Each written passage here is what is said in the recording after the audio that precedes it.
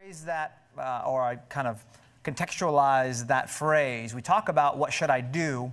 Don't only think about things on the outside, because we're going to talk about things on the outside. Yes, a lot of things on the outside of ourselves, but it's also the mindset and the attitude that we have as well.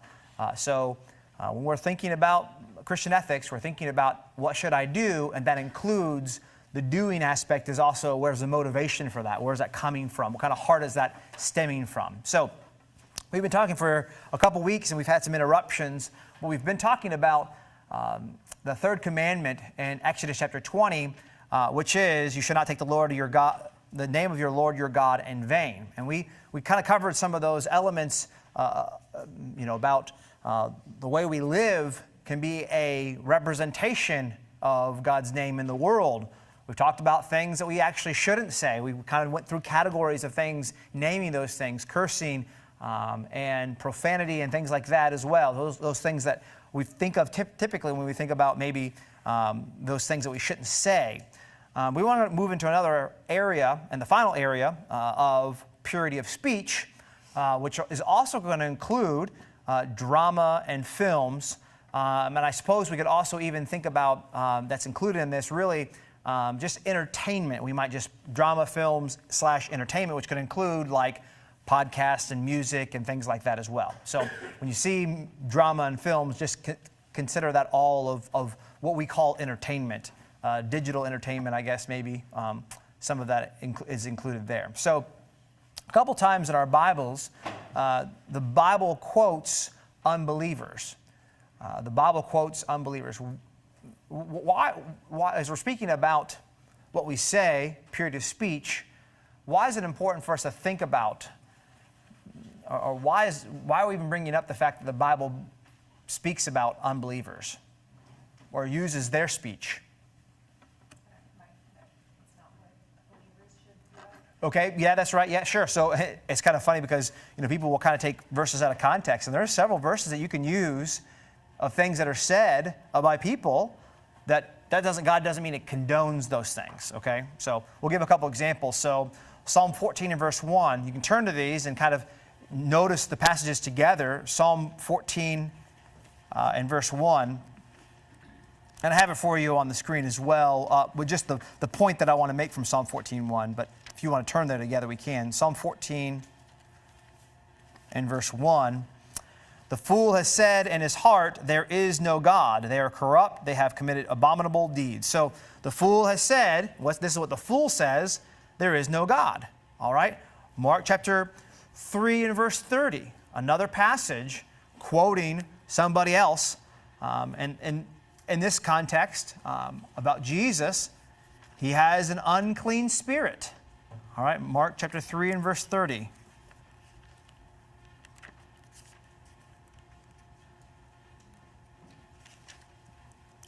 Mark 3 and verse 30, Jesus says, but whoever blasphemes against the Holy Spirit never has forgiveness, but is guilty of an eternal sin. Verse 30, because they were saying he has an unclean spirit, right? So again, they're saying this about Jesus. And then we also, in 1 Corinthians 12 verse 3, Jesus is accursed. Well, the text says Jesus is accursed, but Paul's not saying Jesus is accursed. He's quoting those that are saying that Jesus is accursed. All right, so there's no danger in thinking that the Bible approves of these statements. All right, so these statements are being used by the biblical writers, and we're never thinking that the Bible says that there is no God, or that Jesus has an unclean spirit, or that Jesus is accursed. We know that's not the case. One is because of a large thing called what? Context, right? The context is going to help us to understand this, right? The context of these passages, all right? So, but there's a difference in between pretending to do an action and actually doing an action. And that relates back to the previous slide, as it is that those things being used, we know that those words or phrases about Jesus and about God are not what God really thinks about those things. So everything that we say, there are times that we might be quoting somebody and they say something that's not true. Well, just because we say what they said doesn't mean that we're doing something wrong by telling a lie. Okay, that's the point there. All right, and then kind of switching gears here. So there's a difference between pretending to do an action and actually doing an action. All right, and we can kind of think about this when we think about actors. Okay, actors are a good example of this, right? Drama has been around for thousands of years, right? People have been doing this where they pretend to be something or to do something, portray something that they don't actually do. All right, so an actor on stage can pretend to kill someone, and that's a pretended murder, right? No one believes that person actually was murdered on stage. They're like, wow, that's part of the story, and they understand that this is a pretend thing, all right? Whether it's on the stage or, we know in movies, the people aren't actually getting killed, right? Someone on stage or in a movie or in a film can pretend a lie. And both actors know, listen, I'm going to say this thing to you, it's not true. And I mean, in a large way, acting is just perpetrating something that's not true. I'm not actually these things. I'm not actually this person, and I don't actually live here, and the context is totally different than my actual life, okay? It's all the pretended action, and it's also sometimes can be pretended words. Okay, but what about pretended vulgar language? Can you ever pretend vulgar language? I see a lot of no's, and I would agree. I don't think you can pretend that, but give me the why. Okay, you say no, that's good, but why? Why can you not pretend vulgar language? Because vulgar language actually harms the other person. Okay, all right, even if they know it's pretend? Yeah. Right, okay, all right. Why else? There's a lot of ways you could say something like, this is dumb, or you could use vulgar language. That's right, yeah. Say it. Okay, yeah. It doesn't have to be. So it's a choice to be made, right? That's a good point. It's Well, kind of like a universally known thing. Even people who speak vulgarly know that they're speaking vulgarly. that's right. Yes, that's true. Yep. There's a universal sense, especially culturally speaking. We all know what vulgar speech is, at least to a degree. Okay. Yeah. Yes, Blake. I guess because it means what it means. It doesn't mean if it's pretend or not. That's right. Yes. There's a definition. I'm forgetting what it is, but there's a definition of something, and it's interesting because the definition is so basic. It is as it appears. That's the definition, right? And this is what we're getting after here, right? Vulgar language is as it appears. It's vulgar, right? Even if I pretend vulgar language, it's still vulgar, right? Okay. And I didn't even get into this in the text, but we're not talking about, this is not speech, but I can think we're still in the same area, right? What about, like, can you pretend, and we talked about, I don't know the answer to this question, because an actor on stage can pretend to kill somebody, it's a pretended murder. But are there some things on a stage that you wouldn't want to pretend? Actions, even if they're pretend. Physical relationship with someone besides your spouse. That's right. Yeah, absolutely. Yeah, right. So I think there's we kind of say, well, it's just pretend, right? And we sometimes shrug these things off when it comes to media and say it's just pretend, right? But going down that road, and that's why I think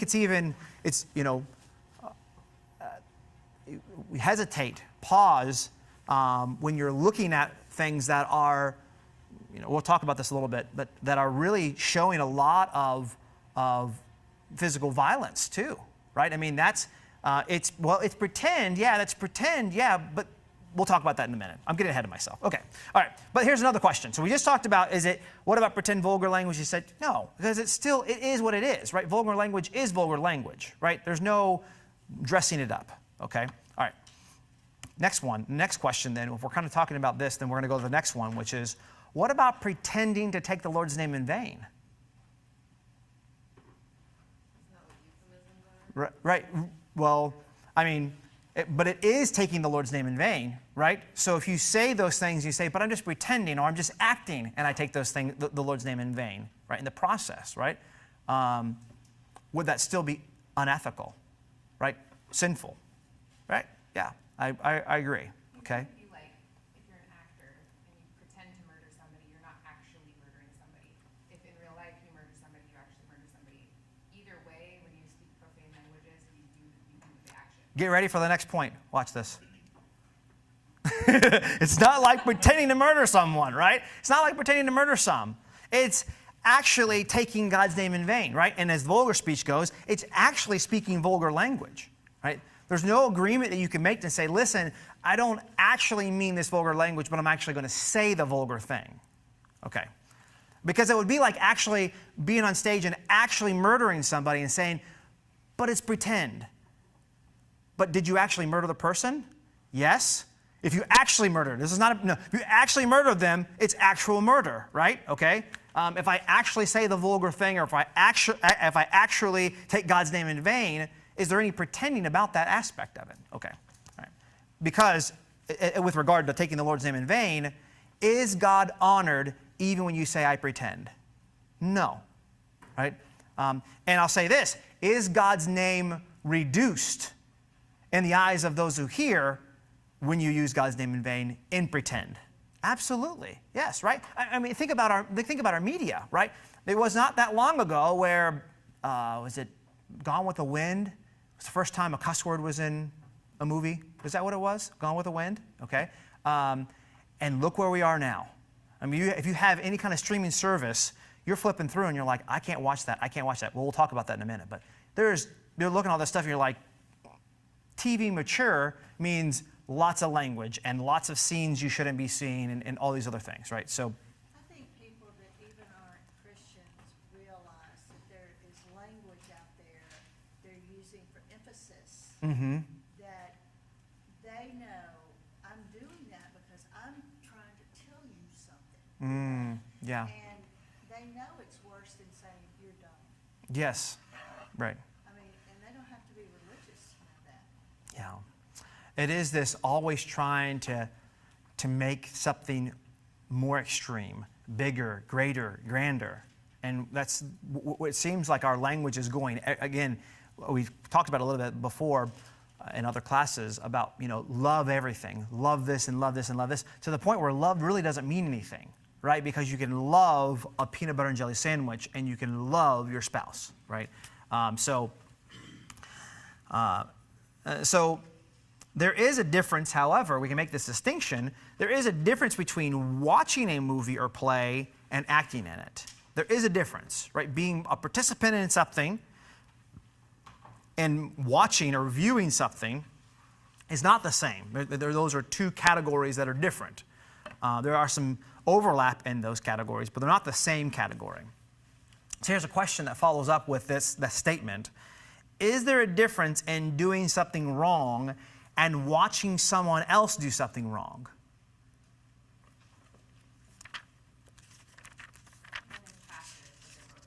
Okay, all right.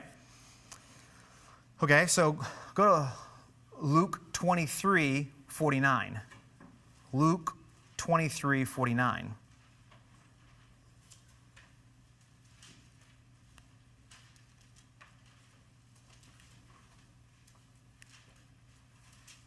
So was it wrong what happened to Jesus on the cross?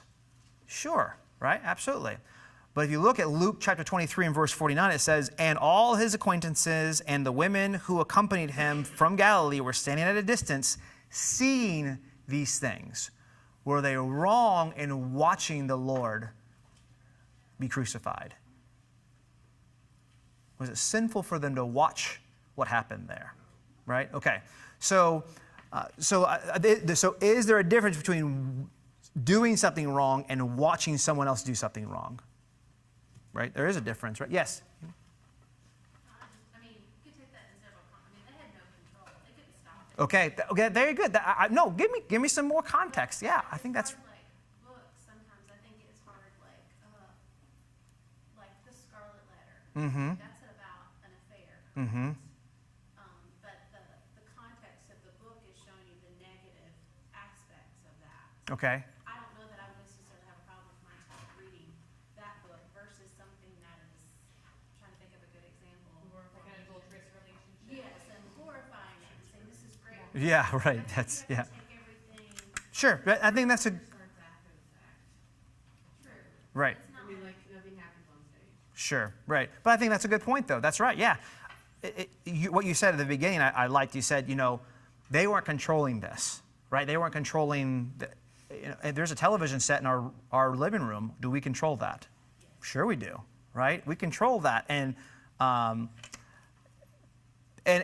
again, I'm not saying it's an unfair illustration, but I do think there's a lot of other things we could say. I mean, this was the Savior's final moments on earth, and from his disciples' standpoint, maybe the last time they would ever see him, right? So they were taking in, even as he was dying, those last moments. Okay.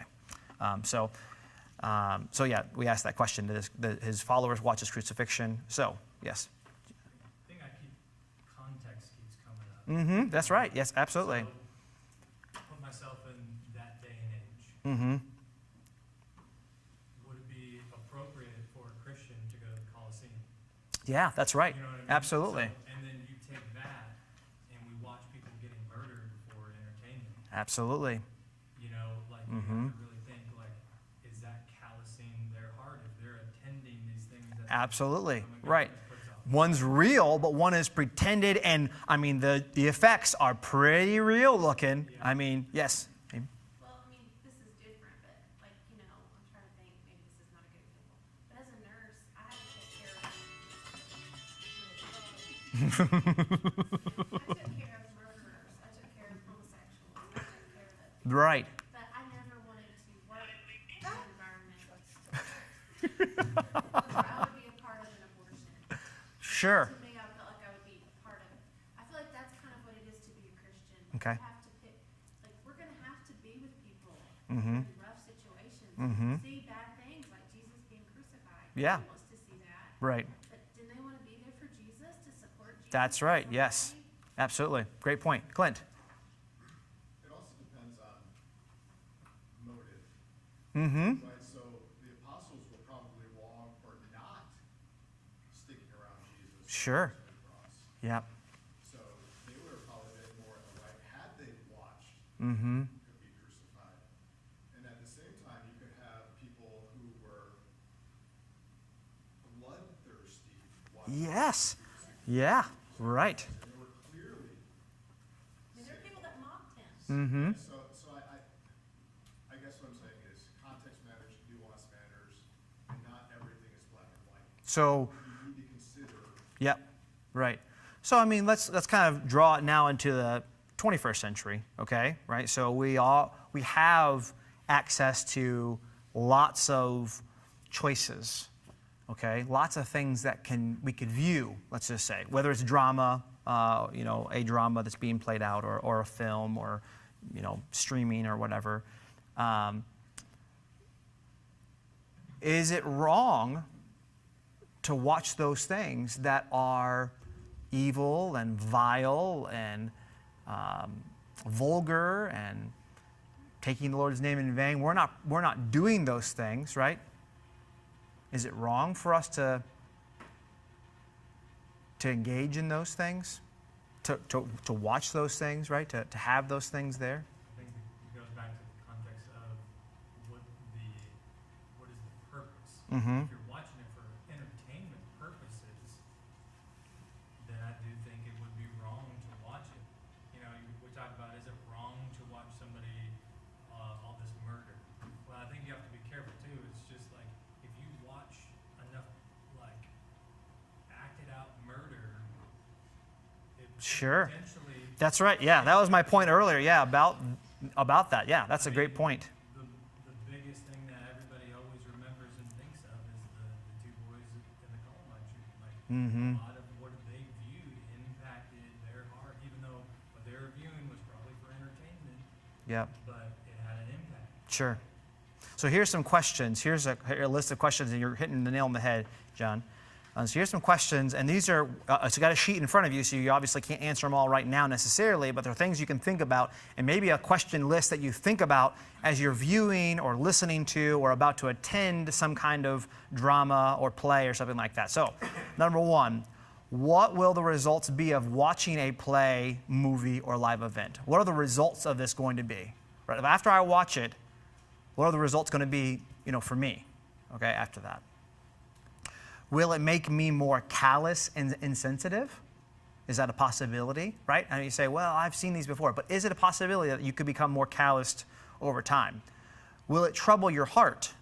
And this is a double-sided coin, because if it doesn't trouble your heart, should it trouble your heart? Might be the question also, right? If it doesn't, you say, well, I've just watched all these kinds of films before in my life. Well, is that the reason why it isn't troubling your heart? And it should, all right? We'll go to a couple passages. Go to Acts 17 and verse 16.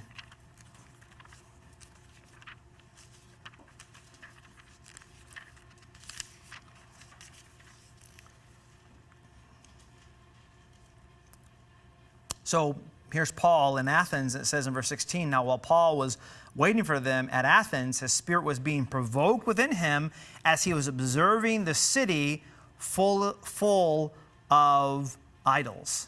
Right? This idea of being provoked is a very strong word, right?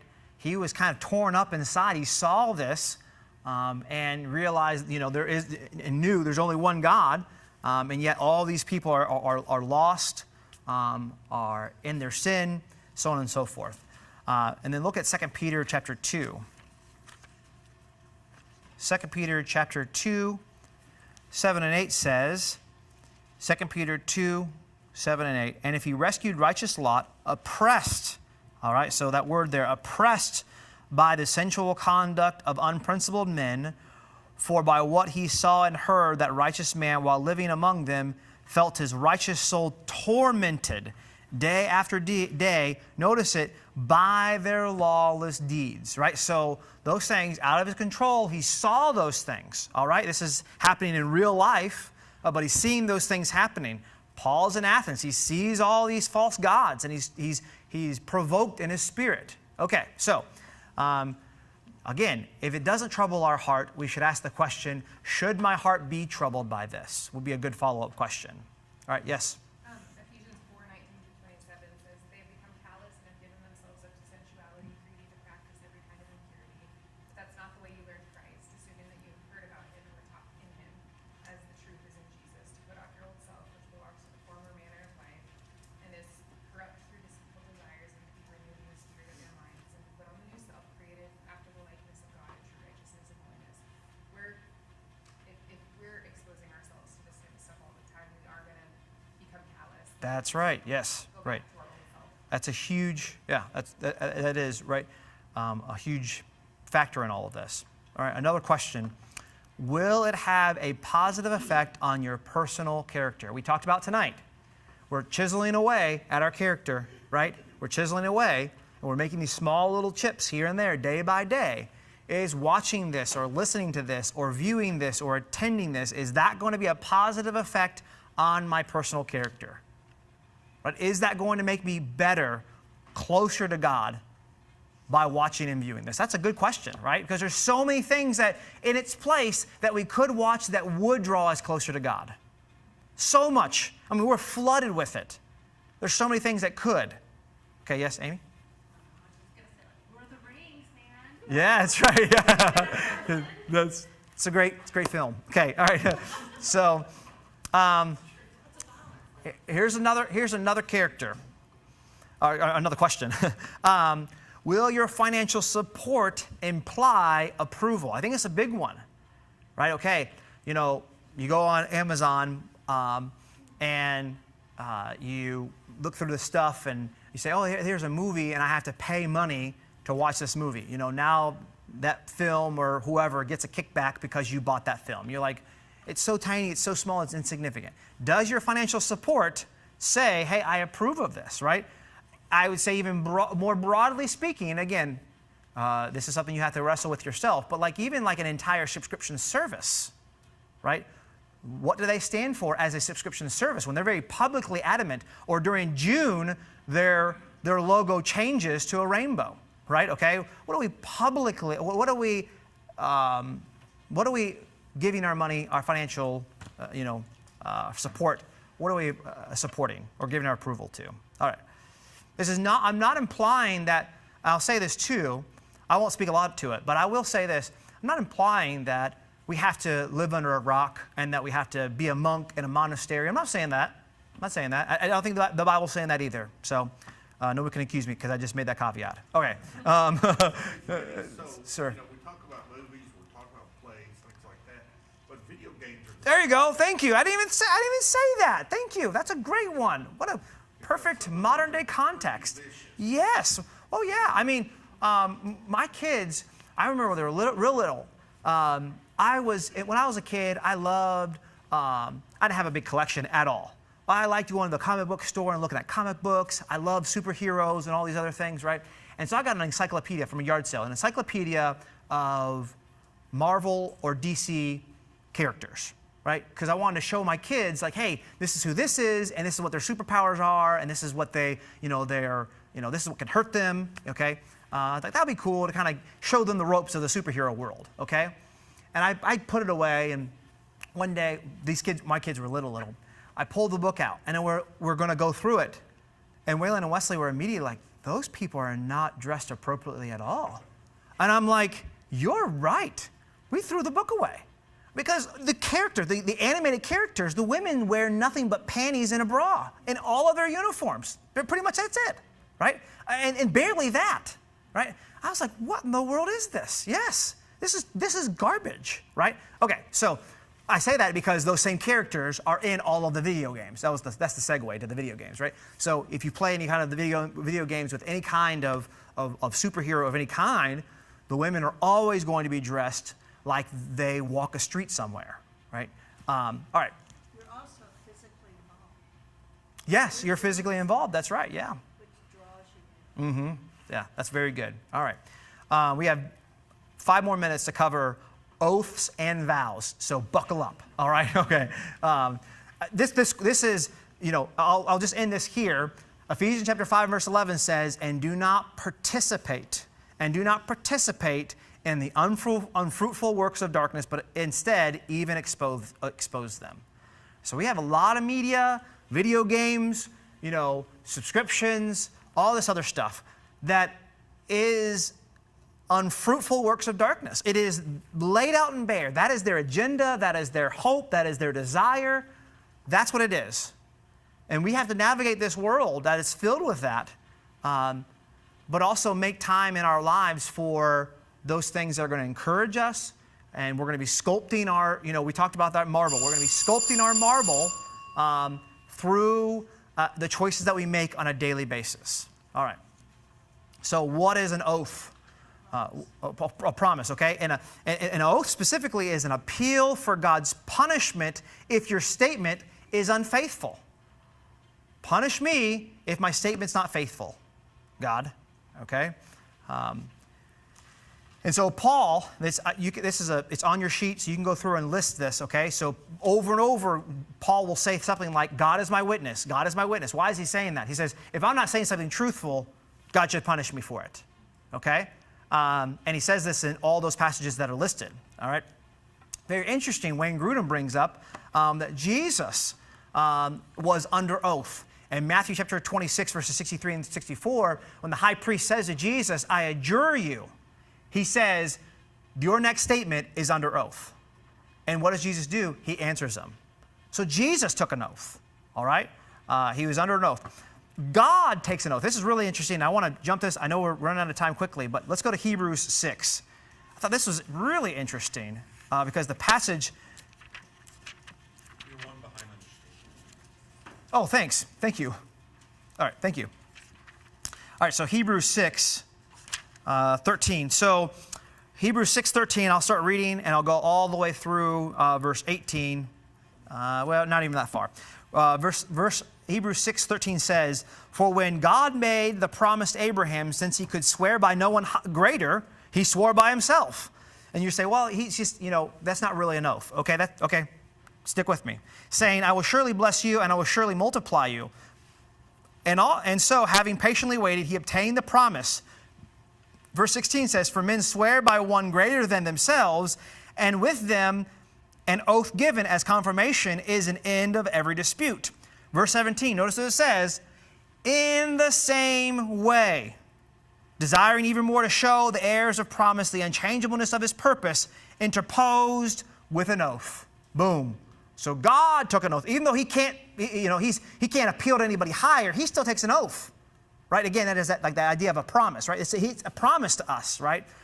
He swears by himself on his unchangeableness, on his purity and his holiness. He makes an oath with us, or with Abraham. Okay. All right. So in Matthew chapter 5, verse 33 through 37, we're not going to read this, but does Jesus prohibit all oaths? He talks about not making an oath, but he doesn't prohibit that. Jesus rebukes the misuse of oaths by people who routinely tell lies to one another. Jesus is not prohibiting all oaths, and this is even what's being brought up in James chapter 5 and verse 12. Some have tarnished their reputation so deeply that a normal yes or no is not going to suffice. James says, let your yes be yes and your no be no, right? So I just put that little side there, right? I tell jokes, and I have to be better about it with my kids, because we don't want to be somebody who they always are wondering, is this a joke or not? Right? Okay? It's okay to tell jokes. I'm not saying there's anything sinful about that. But again, this still goes in that same line of let your yes be yes and your no be no. What if there's a third option? Is it yes, no, or is he joking? Right? Let it be yes, let it be no. There are times that we joke, but if it's so much that people are like, I don't actually know, there's some danger in that, right? You ever heard of the boy who cried wolf? Right? Hey, I'm drowning. Freddie's joking, and then I die. Okay? Right? So if everything's a joke, it's probably not going to bode well for you at times of difficulty. Hey, Freddie. Yes? So, can you explain more about how Jesus did not prohibit all of this? Because it seems like in verse Sure. 34, but I say to you, do not take an oath at all, either by heaven, or from God, and so on and so on. So how is it, can you kind of explain what you mean by that he isn't prohibiting all oaths? Well, when I read through the passage, and I can come back to it again in 2 weeks, because I won't be here on Wednesday. But I think that Jesus is saying there that there are people that are regularly taking oaths, and they're not standing behind those. And I was actually in my notes, I was going to say, a handshake used to mean something, right? And so a handshake really is kind of like an oath, like a promise, right? But a handshake really today doesn't mean anything, because why? What do people do? It's got to be written down. They break those, right? And so I think we could spend a lot longer here, but can I come back to it? Is that okay? All right, sure. So Christians should be habitually faithful and truthful in all our words, so that we do not have to swear oaths for people to believe anything we say, right? I shouldn't have to always say, I'm swearing by an oath, everything you say, because people just aren't going to believe you. Because Christians can participate in oaths of office, an oath of a courtroom, an oath of citizenship without hesitation, right? Because if it were the case that we just can't participate in any oaths at all, if we can't participate in any oaths, then we wouldn't be able to take this oath of office or oath of a courtroom, right? We're saying, I'm making a promise that I'm going to do those things. A vow is a promise made to God to perform a certain action or to behave a certain way. Kind of think about a vow another way to think about it is like a promise to God. Vows like oaths are frequently found in the Bible. You can think about childless Hannah, who made a vow, Jacob's promise. Later, God reminded Jacob of his vow in Genesis chapter 31 and verse 13. Vows are meant to be kept. Those vows are meant to be kept, except for when we do something that we're not we make a vow to do something sinful, right? If we make a vow, if we make a promise, and my kids have asked me this question, they say, they say, oh, well, I don't want to make a promise. And I say, why? They're like, well, what if I'm not able to do it? I'm like, what do you mean? Well, what if something happens and I can't do it? Well, then you didn't know that was going to happen, right? You make a promise to do something when you're able to do that thing. But if you're not breaking your promise because you get in a car wreck and then you're not able to be there, right? That's not breaking a promise. And so in Jeremiah 44, the Jewish people rejected Jeremiah in favor of their sinful vows. Jephthah's vow, we can talk about that. We don't have time to tonight, but he made a very foolish vow in Judges chapter 11. In Numbers chapter 30, a vow can be nullified. If the father says of his daughter that vow doesn't count, then guess what happens to that vow? It goes away, right? And finally, these last 2 points. Wedding vows are a formal expression of a solemn covenant reflecting Christ's faithfulness. Just as we ought to be faithful in our vows, he was faithful to us. And these wedding vows are a formal expression of entering that covenant. Okay. All right. Well, I appreciate you guys, and I'll try to give you some more context for what I was talking about in Matthew chapter 5. All right. Appreciate you. Thank you so much, and have a good night. I won't be here next week. I'll be in a gospel meeting Sunday through Wednesday.